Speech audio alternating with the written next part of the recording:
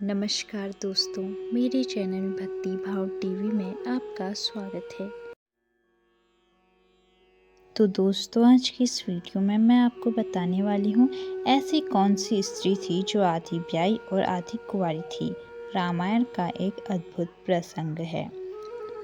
तो दोस्तों, क्या आप जानते हैं कि ऐसी कौन सी नारी थी जो आधी ब्याही और आधी कुंवारी थी? यह सुनकर शायद आप चौंक गए होंगे कि भला ऐसा कैसे हो सकता है। भला ऐसी कौन सी नारी हो सकती है जो आधी ब्याही हो और आधी कुंवारी हो।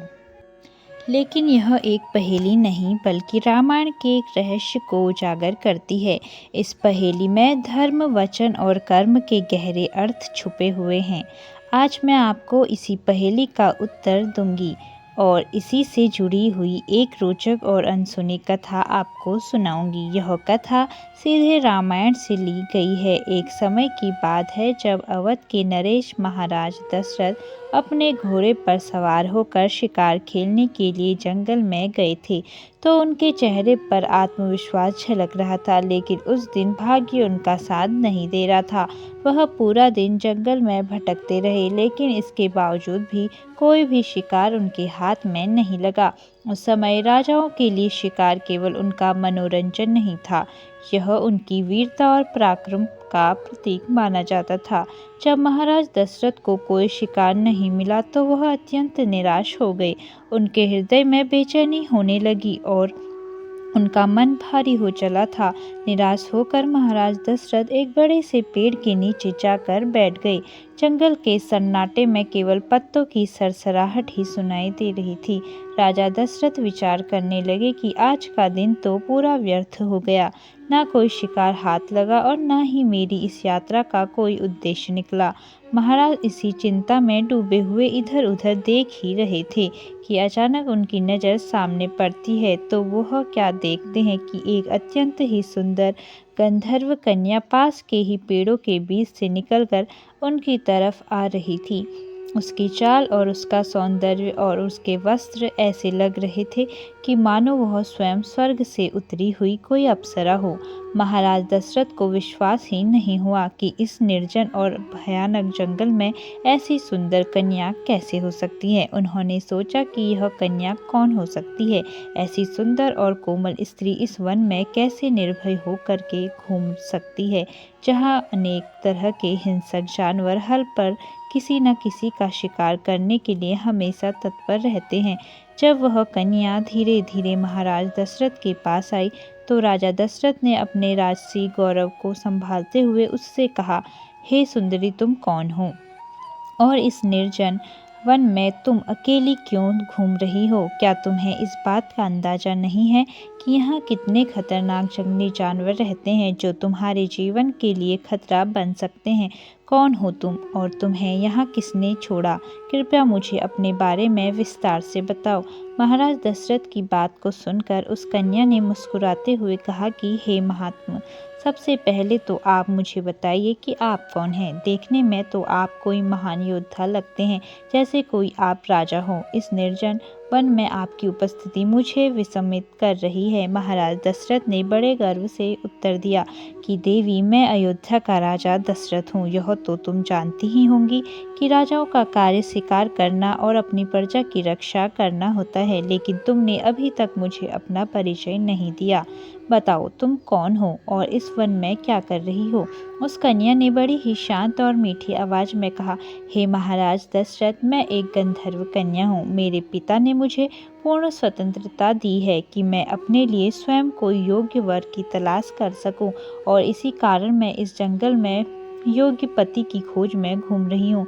महाराज दशरथ को यह सुनकर बड़ा आश्चर्य हुआ। उन्होंने कहा, क्या तुम्हारे पिता ने तुम्हें इस खतरनाक जंगल में अकेले भेज दिया? क्या यह उचित है कि एक पिता अपनी पुत्री को स्वयं अपना जीवन साथी खोजने के लिए इस निर्जन स्थान में भटकने दे? यह तो पिता का कर्तव्य होता है कि वह अपनी पुत्री के लिए कोई योग्य वर की खोज स्वयं करे। गंधर्व कन्या ने महाराज दशरथ की बात सुनकर जवाब दिया कि महाराज, मेरे पिता ने मुझे स्वतंत्रता इस विश्वास के साथ दी है कि मैं अपने लिए सही निर्णय ले सकूं, और अब जब मैंने आपको देखा तो मुझे महसूस होता है कि मेरी खोज समाप्त हो गई है। आप ही मेरे लिए वह उचित वर हैं। महाराज दशरथ ने उस कन्या की बात सुनकर मुस्कुराते हुए कहा कि हे सुंदरी, मैं तुम्हारे साहस और वीरता की सराहना करता हूँ, लेकिन तुम्हें मेरे बारे में सब कुछ जान लेना चाहिए। मैं एक राजा हूँ और मेरे कंधों पर मेरे राज्य और प्रजा का दायित्व है। तुमने मुझसे विवाह की बात कही है, परंतु क्या तुम्हारे पिता ने तुम्हें यह आज्ञा दी है कि तुम किसी भी व्यक्ति से विवाह कर सकती हो, भले ही वह राजा हो? गंधर्व कन्या ने कहा कि हे राजन, मैं इस बात से पूरी तरह से अवगत हूँ, परंतु अब मैं मन से आपके प्रति समर्पित हो चुकी हूँ। मैं आपसे विवाह करना चाहती हूँ और आपके साथ अपना जीवन बिताना चाहती हूँ। गंधर्व कन्या और महाराज दशरथ के बीच संवाद चलता रहा। महाराज दशरथ ने थोड़े आश्चर्य और चिंता के साथ कहा, हे सुंदरी, तुम्हारे पिता ने तुम्हें इतनी स्वतंत्रता कैसे दी है? क्या यह पिता का कर्तव्य नहीं है कि वह अपनी पुत्री के लिए कोई योग्य वर ढूंढ ले? ऐसा कैसे संभव है कि तुम खुद निर्भय होकर के अपने लिए पति की तलाश करने इस सुनसान जंगल में भटक रही हो? अरे, परंपरा तो यही कहती है कि पिता अपनी बेटी के लिए वर चुने और उसी के साथ उसका विवाह संपन्न हो। महाराज दशरथ की बात सुनकर गंधर्व कन्या मुस्कुराई और शांत स्वर में बोली, हे राजन, मैं गंधर्व लोक की कन्या हूँ और हमारे लोक में यह नियम है कि पुत्री को अपने जीवन साथी का चुनाव करने का पूरा अधिकार होता है। मेरे पिता ने मुझे यह स्वतंत्रता इस विश्वास के साथ दी कि मैं अपनी पसंद से अपने लिए कोई योग्य वर चुन सकूं। यही कारण है कि मैं इस जंगल में निर्भय होकर के अपने पति की तलाश कर रही हूं। लेकिन अब जब मैंने आपको देखा तो मुझे विश्वास हो गया है कि मेरी खोज पूरी हो गई है। आप ही मेरे लिए योग्य वर हैं। महाराज दशरथ को गंधर्व कन्या का आत्मविश्वास और साहस बड़ा ही अद्भुत लगा, लेकिन वह थोड़ा व्यंग करते हुए कहने लगे कि अरे, यह तो वही बात हुई जो आजकल के लोग करते हैं। कोई लड़का या लड़की एक दूसरे को पसंद कर लेते हैं और अगर घर वाले राजी ना हो तो वे भागकर शादी कर लेते हैं। खैर, यह तो पुरानी बातें हैं, छोड़ो। मुझे यह बताओ कि तुमने मुझे ही क्यों पसंद किया? तभी गंधर्व कन्या ने कहा, हे राजन, मैंने आपको नहीं चुना है, मेरे मन ने आपको चुना है। जब मैंने आपको देखा तो मेरा हृदय जान गया कि आप ही मेरे जीवन साथी बनने के योग्य हो। आपका राजसी व्यक्तित्व, आपकी गरिमा और आपके भीतर की ताकत ने मुझे विश्वास दिलाया है कि आप ही मेरे लिए सबसे उपयोगी हो। अब मैं आपसे विवाह करना चाहती हूँ। महाराज दशरथ यह सुनकर थोड़े गंभीर हो गए, लेकिन उनके मन में भी उस गंधर्व कन्या के प्रति आकर्षण पैदा हो चुका था। उसकी सुंदरता पर वह मोहित हो चुके थे। उन्होंने कहा कि हे गंधर्व कन्या, तुम्हारे साहस और प्रेम ने मुझे भी आकर्षित कर लिया है। मैं भी अब तुमसे विवाह करने के लिए तैयार हूँ। गंधर्व कन्या बोली, राजन, विवाह तो मैं आपसे ही करूंगी, लेकिन मेरी एक शर्त है। अगर आप मेरी शर्त मानोगे तो ही मैं आपसे विवाह करूंगी। महाराज दशरथ ने उत्सुकता से पूछा कि बताओ, तुम्हारी क्या शर्त है? मैं उसे मानने के लिए तैयार हूँ। कहते हैं कि कामी, लोभी और लालची जब अपने स्वार्थ में चकनाचूर होते हैं तो फिर वह अच्छे बुरे का परिणाम भूल जाते हैं और यह भी भूल जाते हैं कि भविष्य में इसका परिणाम हमारे हित में होगा या अहित में होगा, या मेरे दुख का कारण बनेगा। गंधर्व कन्या और महाराज दशरथ के बीच संवाद के दौरान कन्या ने दशरथ के सामने एक महत्वपूर्ण शर्त रख दी। उसने गंभीरता से कहा कि राजन, यदि आप चाहते हैं कि मैं आपकी इच्छा को स्वीकार करूं और आपसे विवाह करूं, तो आपको एक वचन देना होगा। मेरा पुत्र ही अयोध्या की राजगद्दी पर बैठेगा और यदि आप यह वचन देते हैं तो मैं आपके साथ विवाह करूंगी। महाराज दशरथ ने इस बात को बिना सोचे समझे ही स्वीकार कर लिया। उस समय उनके कोई संतान नहीं थी। उन्होंने सोचा कि शायद इससे कोई संतान पैदा हो सके। उनके मन में यह विचार आया कि एक विवाह के लिए यह वचन देना कोई बड़ी बात नहीं है। उन्होंने आत्मविश्वास भरी आवाज में कहा कि हे सुंदरी, मैं आपको वचन देता हूँ कि आपका पुत्र ही अयोध्या की राजगद्दी पर बैठेगा। अब आप प्रसन्न हो जाइए। गंधर्व कन्या यह वचन सुनकर के संतुष्ट हो गई। उसकी आंखों में एक चमक थी, मानो उसे अब अपने जीवन का उद्देश्य प्राप्त हो चुका था। महाराज दशरथ ने उसे भरोसा दिलाते हुए कहा कि अब मैं आपके पास तुरंत नहीं रह सकता। मैं अपने राज्य अयोध्या लौट करके बारात लाऊंगा। तब हम वैदिक रीति रिवाज से विवाह करेंगे। इसी तरह से आपका और मेरा विवाह संपन्न हो सकेगा। तब तक आप यहीं इसी वृक्ष के नीचे विश्राम करो, मैं जल्द ही लौट आऊंगा। गंधर्व कन्या ने महाराज दशरथ की बात सुनी और वह उसी वृक्ष के नीचे बैठ गई और महाराज दशरथ के लौटने का इंतजार करने लगी। उसने कहा, ठीक है महाराज, मैं आपका इंतजार करूंगी। मुझे पूरा विश्वास है कि आप अपना वचन जरूर निभाएंगे। महाराज दशरथ ने उसे एक बार और आश्वस्त किया और अपने घोड़े पर सवार होकर के अयोध्या के लिए निकल पड़े। उनके मन में उत्साह और गर्व का भाव था कि उन्होंने एक ऐसी कन्या को अपने लिए चुना था जो साहसी और आत्मनिर्भर है। इस प्रकार उस गंधर्व कन्या के साथ गंधर्व विवाह करते हैं। दोस्तों, गंधर्व विवाह उसे कहते हैं जिसमें केवल मन और वचन का मेल होता है। वही महाराज दशरथ और गंधर्व कन्या के बीच हुआ। इसे आधा विवाह माना गया क्योंकि केवल वरमाला और वचन हुआ था। वैदिक रीति रिवाज के अनुसार विवाह की बाकी रस्में अभी बाकी होनी थी। महाराज दशरथ ने स्पष्ट कहा था कि वह बारात लेकर के आएंगे, तब पूरी तरह से सारी रस्में निभाई जाएंगी, तब यह विवाह संपन्न माना जाएगा। गंधर्व कन्या ने महाराज दशरथ की बात पर विश्वास किया और वृक्ष के नीचे बैठकर शांत मन से उनकी प्रतीक्षा करने लगी। उधर महाराज दशरथ अपने राज्य अयोध्या के लिए लौट गए और यह सोचते हुए कि वह जल्द ही अपनी नई जीवन संगिनी को सम्मानपूर्वक अपने महल में लेकर के आएंगे। महाराज दशरथ जब गंधर्व कन्या से वादा करके अयोध्या को लौटे तो उनके मन में उत्साह था। उन्होंने तय किया था कि वह जल्द ही बारात लेकर के उस गंधर्व कन्या के पास लौटेंगे और वैदिक रीति रिवाज से विवाह को संपन्न करेंगे। लेकिन अयोध्या लौटने के बाद महाराज दशरथ अपने राजकीय कार्यों और परिवार की जिम्मेदारियों में ऐसे उलझ गए कि धीरे धीरे वह वचन उन्हें याद नहीं रहा। महाराज दशरथ के बारे में अधिकतर लोग यही जानते हैं कि उनकी 3 प्रमुख रानियां थीं, कौशल्या, सुमित्रा और कैकेयी। इन तीनों रानियों का उल्लेख रामायण में प्रमुखता से किया गया है, लेकिन एक और भी बात है जिसमें बताया गया कि महाराज दशरथ की कुल 760 रानियां थीं। जगदीश रामायण में इस बात का वर्णन है। उन रानियों में से ये रानियां विशेष थीं जिन्हें पटरानियों का दर्जा प्राप्त था। यही कारण है कि रामायण और अन्य ग्रंथों में केवल इन्हीं का उल्लेख किया गया है, लेकिन अन्य रानियां भी महाराज दशरथ के जीवन का महत्वपूर्ण हिस्सा थीं।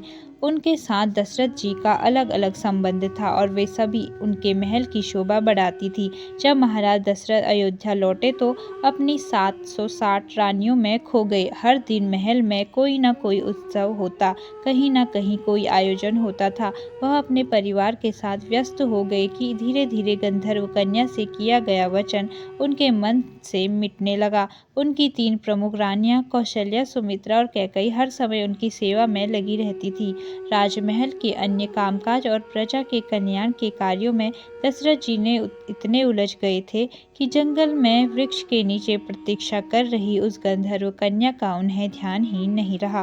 गंधर्व कन्या ने महाराज दशरथ पर विश्वास करके उन्हें वचन दिया था कि वह उनका इंतजार करेगी, लेकिन दशरथ जी अपने महल के वैभव, रानियों के प्रेम और राजकीय कार्यों में ऐसे मग्न हुए कि उन्होंने उस गंधर्व कन्या से किया गया वादा पूरी तरह से भुला दिया। उधर जंगल में वह गंधर्व कन्या दशरथ जी की प्रतीक्षा करती रही। हर दिन उसे लगता था कि महाराज दशरथ बारात लेकर के आएंगे और उसे अपने साथ ले जाएंगे, लेकिन जैसे जैसे समय बीतता गया उसके मन में निराशा बढ़ती गई।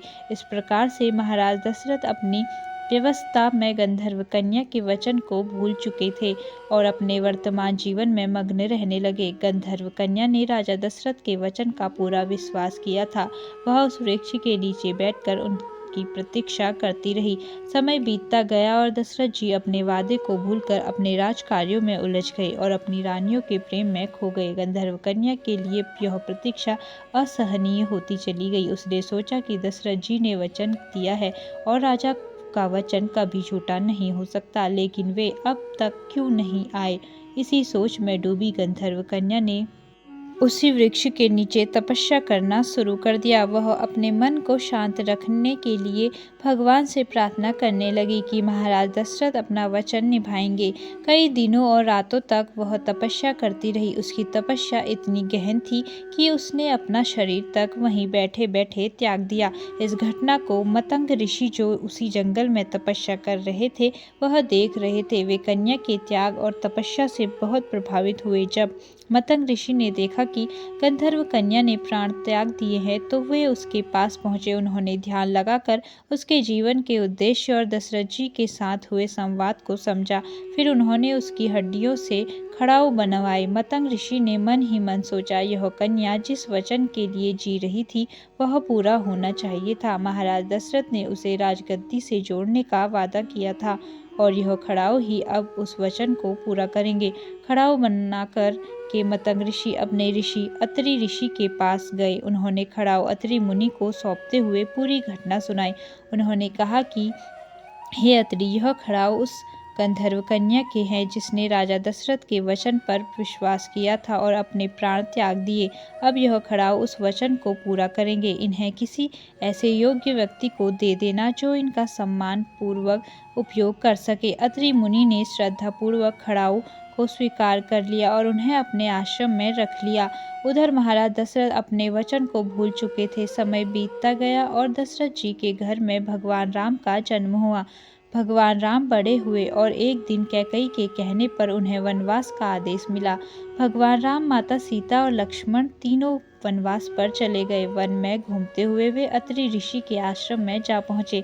अत्रि ऋषि और उनकी पत्नी माता अनसुईया ने राम, लक्ष्मण और सीता का स्वागत किया। माता अनसुईया ने माता सीता को दिव्य वस्त्र और आभूषण दिए और उन्हें जीवन के कई उपयोगी ज्ञान भी सिखाए। जब राम आश्रम से जाने वाले थे तो अत्रि मुनि ने सोचा कि अब समय आ चुका है, इन खड़ाऊ को सही व्यक्ति को सौंप देना चाहिए। उन्होंने वही खड़ाऊ भगवान राम को भेंट करते हुए कहा कि हे राम, यह खड़ाऊ मतंग ऋषि के द्वारा बनाए गए हैं। इनका बड़ा महत्व है। इन्हें अपने पास रखो और उचित रूप में इनका उपयोग करो। भगवान राम ने उन खड़ाऊ को बड़े आदर के साथ स्वीकार किया और उन्हें जान लिया कि यह खड़ाऊ किसी विशेष उद्देश्य के लिए है। भगवान राम ने उन्हें अपने साथ रखा और मतंग ऋषि भी वहीं पर पहुंच जाते हैं।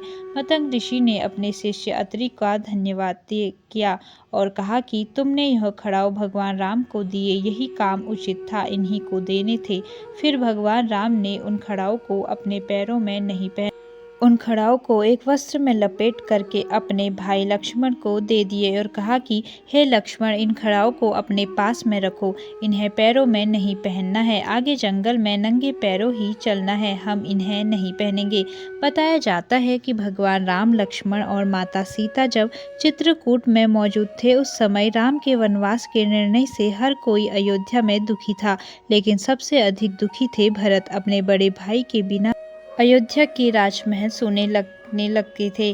भरत ने अपने मन में निश्चय कर लिया था कि वह राम से मिलने चित्रकूट जाएंगे और उन्हें वापस लेकर के अयोध्या आएंगे। भरत जी ने अयोध्या से चित्रकूट की यात्रा की। उनके साथ गुरु वशिष्ठ जी और कई अन्य राज परिवार के सदस्य भी मौजूद थे।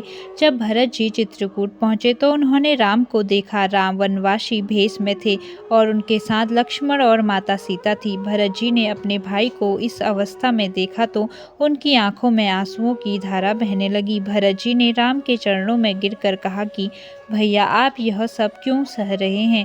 आप जैसे धर्मपरायण राजा को वन में रहने की क्या आवश्यकता है? आप कृपा करके अयोध्या में लौट चलें और राज सिंहासन पर बैठकर राज्य का संचालन करें। मैं अयोध्या का राजा बनने के योग्य नहीं हूँ।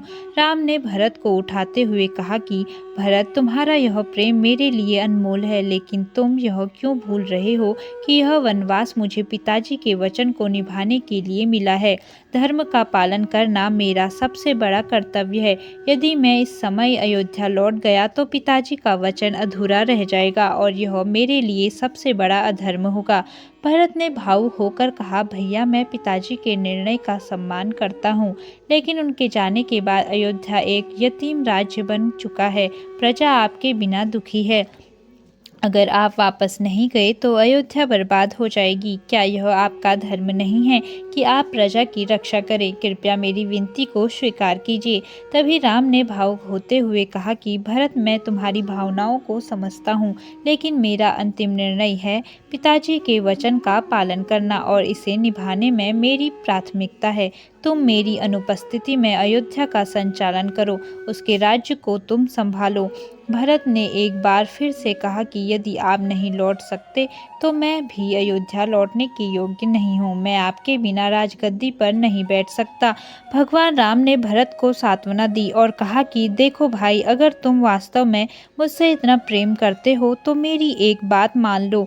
मैं तुम्हें अपनी चरण खड़ाऊ सौंपता हूँ। इन्हें राजगद्दी पर रखकर तुम राज्य का संचालन करो। यह खड़ाऊ मेरे प्रतीक होंगे और तुम मेरे प्रतिनिधि बन करके राज्य को संभालोगे। भरत ने यह सुनकर रोते हुए कहा कि भैया, मैं आपके बिना यह कैसे कर सकता हूँ? आपके चरणों के बिना अयोध्या सूनी लगती है। तब राम ने कहा कि भरत, यह खड़ाऊ केवल प्रतीक नहीं है। इन्हें राजगद्दी पर रख कर तुम राज्य का संचालन करोगे और मैं यह जान करके संतुष्ट रहूंगा कि अयोध्या मेरे आदर्श के अनुसार चल रही है। तुम मेरे प्रतिनिधि हो और यह खड़ाऊ तुम्हें मेरे पास होने का एहसास भी दिलाएगी। भरत ने भारी मन से राम के चरण खड़ाऊ को स्वीकार किया और उन्हें कहा कि भैया, यह खड़ाऊ मेरे लिए आपका आशीर्वाद है। मैं इन्हें राजगद्दी पर रखूंगा और यह निश्चित करूंगा कि राज्य आपकी शिक्षाओं के अनुसार ही संचालित हो। लेकिन मैं यह प्रतिज्ञा करता हूँ कि जब तक आप वापस नहीं आएंगे, मैं स्वयं राजगद्दी पर नहीं बैठूंगा। मैं अपने जीवन को एक तपस्वी की तरह जीऊंगा और आपकी प्रतीक्षा करूंगा। भगवान राम ने भरत को गले लगाते हुए कहा कि भाई, तुम्हारे इस त्याग ने मुझे गर्व से भर दिया है। मैं तुमसे यही अपेक्षा करता हूँ।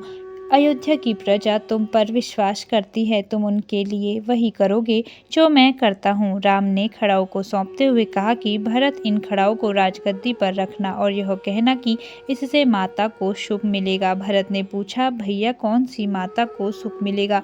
तब राम ने उत्तर दिया कि सुख उस माता को मिलेगा जिसने त्याग और प्रेम का प्रतीक बन करके इन खड़ाऊ को जन्म दिया। वह गंधर्व कन्या थी जो हमारे पिताजी के वचन के कारण अपनी जान गंवा बैठी। उसका त्याग व्यर्थ नहीं जाएगा।